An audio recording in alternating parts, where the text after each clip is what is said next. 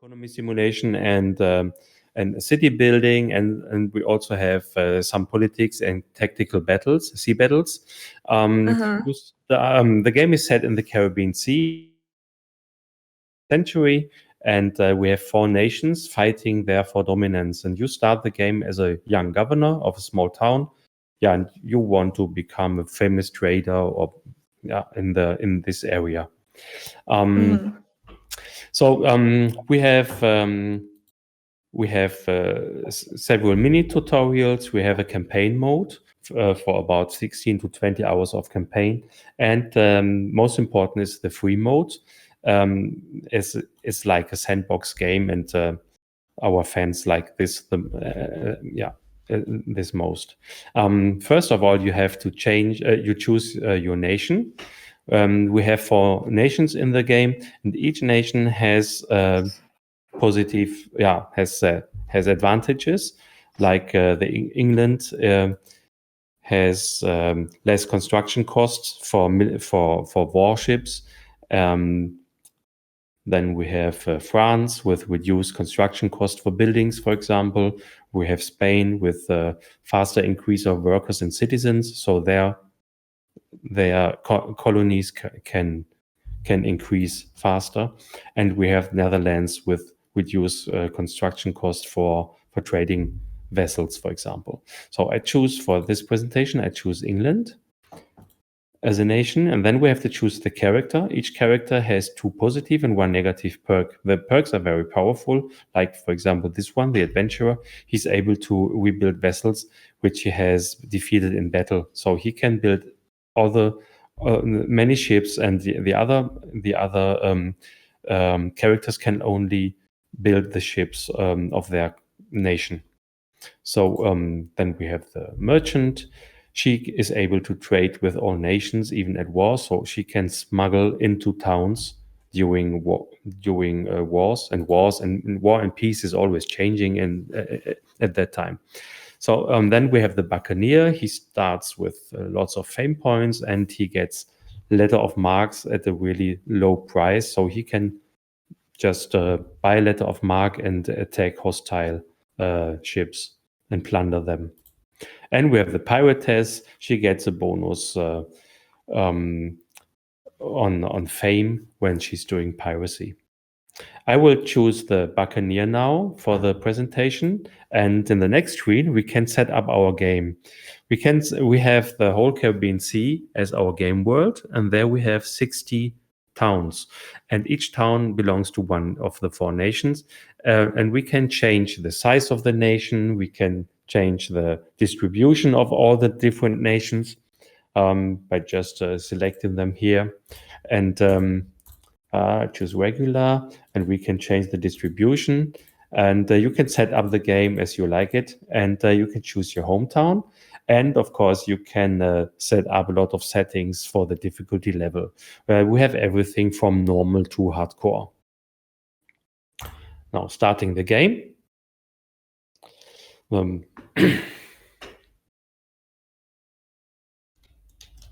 First, what we see is the 3D game world. The whole game world is seamless, and we can just have a look around the world. I just switched on a cheat so that we can see all the convoys moving around. All in the game is simulated. So all the convoys you are seeing, they are all simulated traders, military convoys, pirates, buccaneers, even the treasure fleet is on the way. And they all are doing something there. For example, the traders, they are transporting goods between the towns. They are buying goods where they are produced and bring them to other towns where. And it's very important that in this world everything is simulated. So consumption, the production of goods, the transportation, the consumption, everything is simulated. And if you buy goods in a town where they are in stock and produced, then they are cheap, and you bring them to towns where they are in shortage, and you make money with it because the price is higher, because all the prices for the commodities are calculated by offer and demand. So this is more like the management or God mode. If we want to do something in the town itself, or if we want to enter the town building, the construction mode, the city building mode, we just zoom into the town. And now we can see the different buildings in the town. Most of them are residential houses and businesses. We will also have different weather effects later on. But there are also some special buildings in the town. You click on a building to enter it, like the shipyard here. And in the shipyard, I can repair my vessels. I can buy them, sell them, and I can order new ones. Like this, for example. And as you can see here, the construction materials here below, you see the construction materials. They need a lot of materials to build this ship, and these are the same materials as the town, as the people in the town, as the businesses, as the construction. Everything is using the same materials. So if you're building lots of ships, you need lots of additional materials for your world, as they have to be produced somewhere. Have a closer look to the details of the game world. The game world is huge. We use satellite information for the coastal lines, but many of the details are handcrafted, of course. And for example, you can see underwater structures.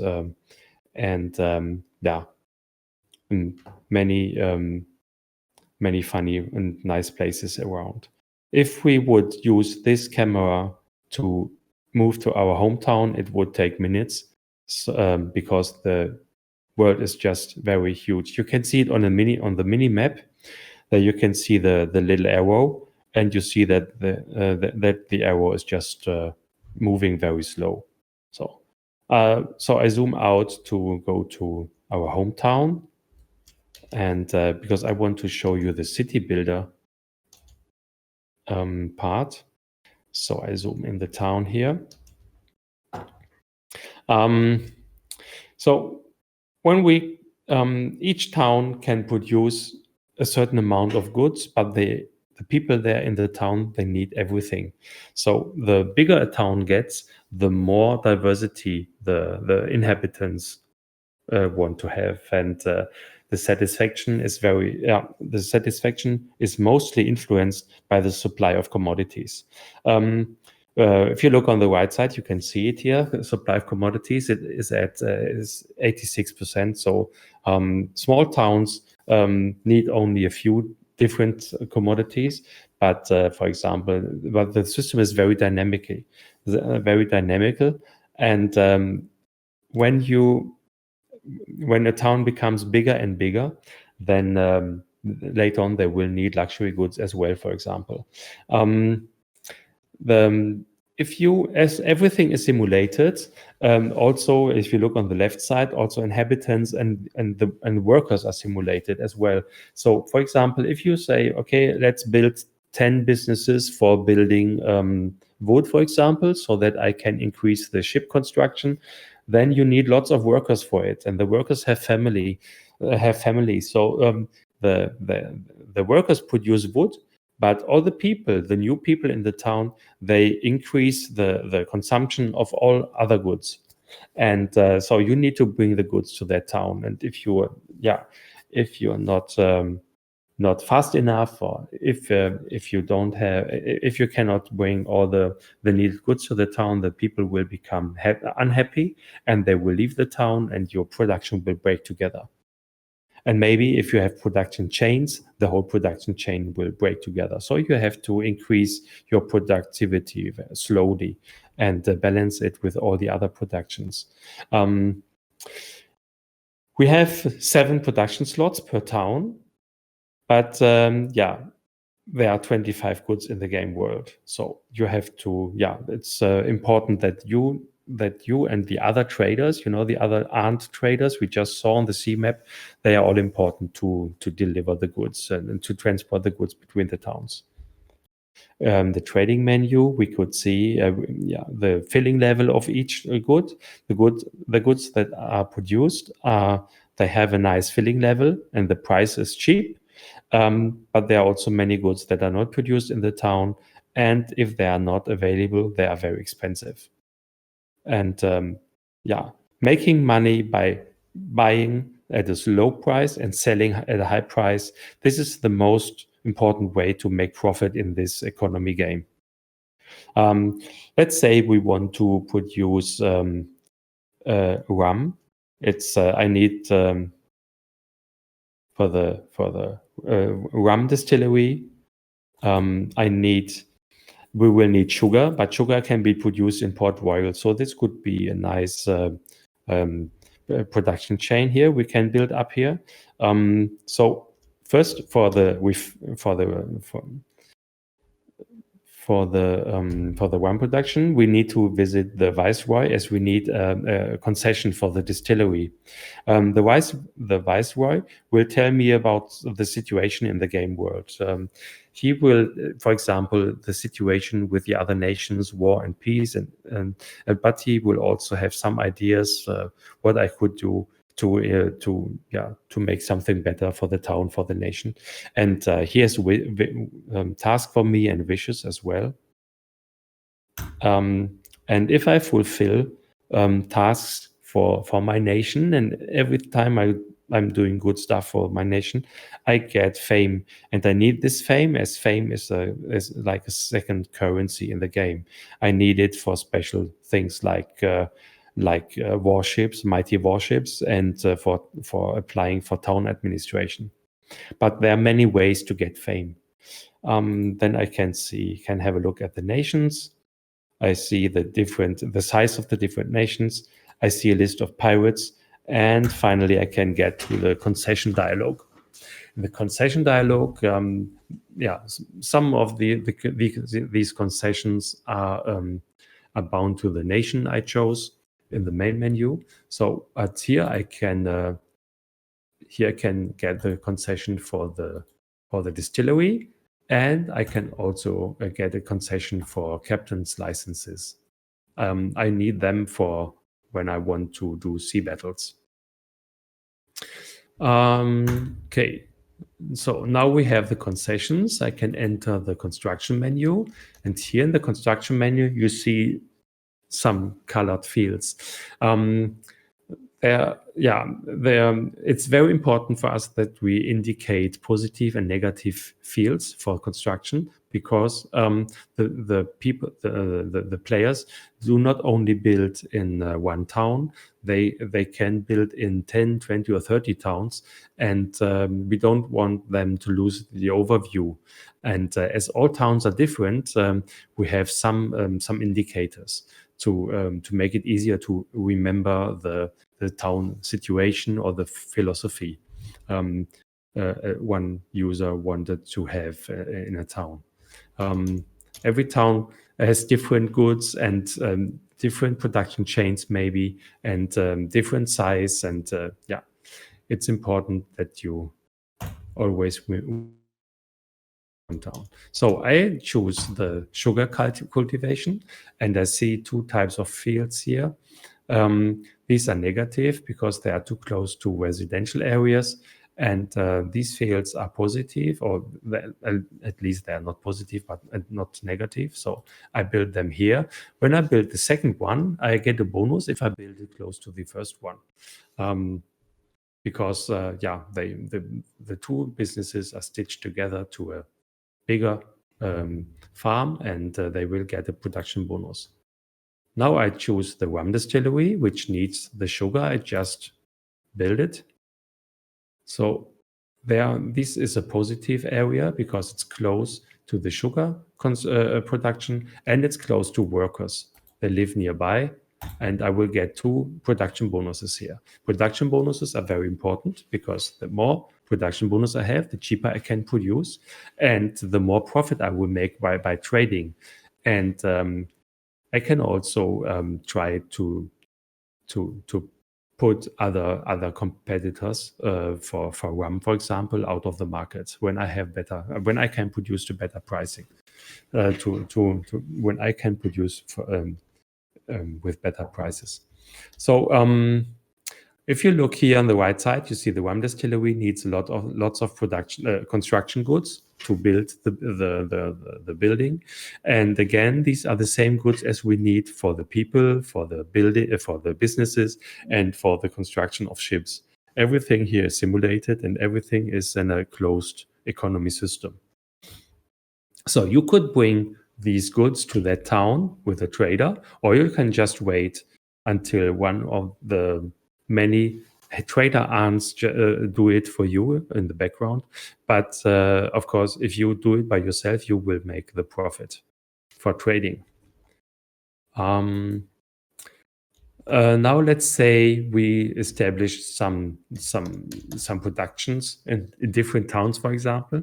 We don't want to we could trade manually between the towns, but this would be a lot of clicking work, and maybe later on when we have 10, 20, 30, 40 convoys, then we should use the automatic trade mode. So you can program the trade route, the convoys to do the trading for you. Giving the game something like the touch of a transport simulation. So to do this, first we need to buy some trade licenses. So I just choose for the presentation. I just choose one of them, some of them. So I have them here. So now I select the convoy and I open the trade route mode. So I can create a new route here. I click edit. And in this mode, now I can see I can see the navigation map. The navigation map shows the winds and the streams, and it shows areas with stormy weather. You also can see the bright blue areas around the coast. These are shallow waters. If you go there with large trader ships, then the convoy will be slowed down. So you can try to avoid them, or you can just choose other ships. There are also areas with pirates or other hostile areas, and there are areas with no winds, which we should avoid. So to start, you just click on the towns like this, and now you can change the exact shape of your tour, the way you can change the navigation points, for example, and try to make use of the winds and try to avoid hostile areas or areas with bad winds, for example. Try not to sail against the wind, for example, and because time is money, and the better you optimize your tour, the faster it will be later on. So now you have to click on each of the town, and you can set up the actions for this town. For the normal player would be to use the automatic mode. Then everything that's cheap will be bought, and everything that's expensive will be sold. But we also have for special situations and for the hardcore users, we also have the manual setup of everything. You can set up the prices, and you can set up the goods in the town for each good in that town. When you are finished, you just assign the convoy. You just assign the route to a convoy, and you can assign it on as many convoys as you want. And whenever you change the trade route, and you will always have to optimize it and make it better and better, then it will be automatically updated on every convoy that is using it, this trade route.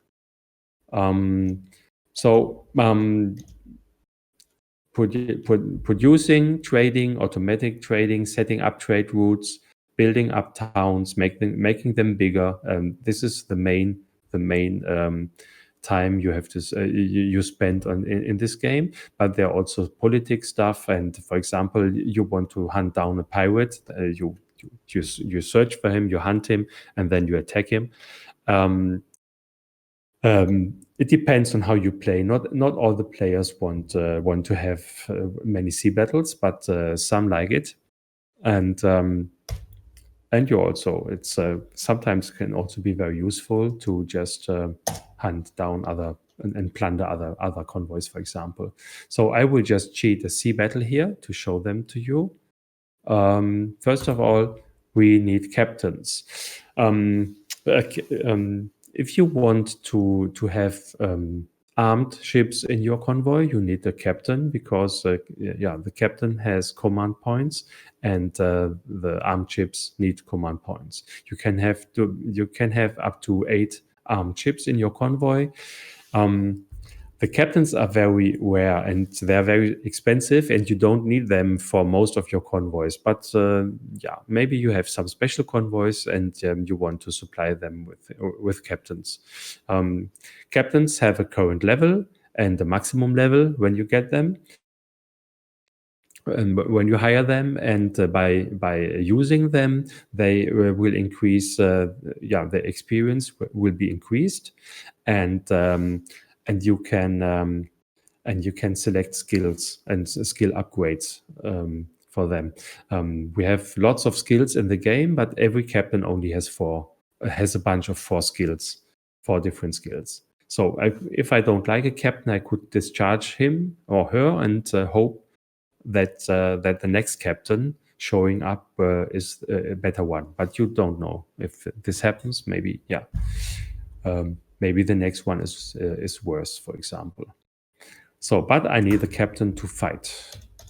The captain brings advantages to traveling time, to trading, but also to the sea battle. For example, he could increase the power of my cannons. As there can be, depending on how you are playing the game, you may have 10, 20, 40, 80 battles in a game. And some of the battles are interesting, some are not. For example, when you know that you will win a battle, or you will lose a battle in any way, then you should just choose the automatic battle. Then the battles are calculated automatically in the background, and or the same happens if you just ignore sea battle. So if you are doing, for example, city building, and there's a battle in the background, you can just ignore it. Then it will be calculated in an automatic way. But if you want, for example, if you have a special mission, if you want to capture a certain ship, for example, or if you want to avoid that one of your ship sinks, then you can enter the battle manually. The battles are turn-based. They are not final at the moment. We have a lot of graphical prototypes here and tests running, and we also have some graphical glitches here in the battles. So we see each ship has points for movement and points for turning. So these are points for the maneuverability of the ships, and I click on another area to move there, and you see that the points are reduced. I can click on another ship to attack it, send a broadside to him. And of course, it's always important to fire both broadsides in a battle, but that's not possible here because my ship would have to turn too much, and the ship doesn't have enough turning points here. If you look here to the top left corner, you can see the 3 actions my ship can do. It's first, it's the cannonballs. They will do damage to the ship hull. Then there are grape shots to damage the crew. Then there are then you have the capture mode if you want to capture other ships. And below you see the tactics. Each ship brings a certain tactic into the convoy, but they're also and these tactics you can use unlimited, but you have a downtime between two tactics, and between two uses of this tactic. Then there are also captain tactics. These are consumables which you can earn during the game by fulfilling missions or tasks for towns. They are consumed, and you have to, once you use them, you can fill them up by making more tasks, for example. The tactics are very, very different, and you can combine them with different ships, and you can combine tactics to make stronger moves. For example, I could use the Inferno here on this area, and I could set smoke around my ship so that it cannot be attacked. There, I could, for example, move an enemy ship into the fire, for example, or I could set the sails of a ship on fire so that that it will be detained in the next round. So if you are doing the battles and you see that you will win the battle and nothing grave can happen, so you just can exit the battle by pressing the automatic button. And here you can see the prediction for the outcome of the battle. We will win, and we will board a vessel of the opponent. So if we don't like this result, we could proceed fighting, or we just accept it, and we just exit the battle. Yeah, that's it. I think I showed everything I wanted to show in this presentation. Are there any questions? Yeah, thanks so much for showing. That was really cool. Just a little thing I noticed earlier was in the towns, it shows like a risk of plague. And I was just wondering if that was important at all or how that affects towns. Yeah, so the plagues, to that time, plagues were very important. You can build, as you can see here, you can build hospitals. And as the town becomes bigger and bigger, the risk of a plague increases exponential.